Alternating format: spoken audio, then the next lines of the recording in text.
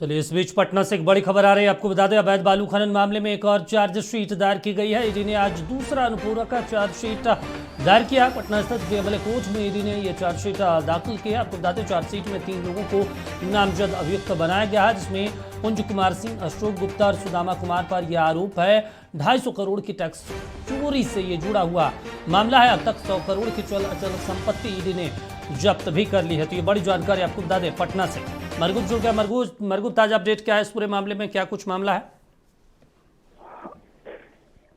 देखिए, ईडी ने आज अवैध बालू खनन मामले में दूसरी चार्जशीट अभी से थोड़ी देर पहले पीएमएलए कोर्ट में दायर कर दी है। इस चार्जशीट में 3 लोगों को सबसे प्रमुख तरीके से लपेटा गया है।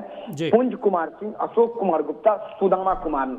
और पहली चार्जशीट जो है ईडी ने मई 2024 में दायर किया था, और उसमें भी कई लोगों का नाम शामिल किया गया था। 250 करोड़ रुपए से अधिक का अवैध बालू खनन का मामला है। तो ईडी के इस दूसरे चार्जशीट दायर करने के बाद जो अभियुक्त हैं उनकी मुश्किलें अब बढ़ गई हैं।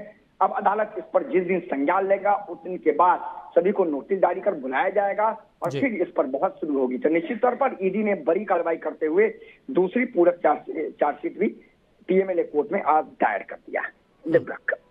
चलिए, ठीक है मरगुब, तमाम जानकारी देने के लिए शुक्रिया आपका। तो आपको बता दें, दूसरी चार्जशीट दाखिल की गई ईडी की तरफ से पीएमएलए कोर्ट में दायर करवाया गया है।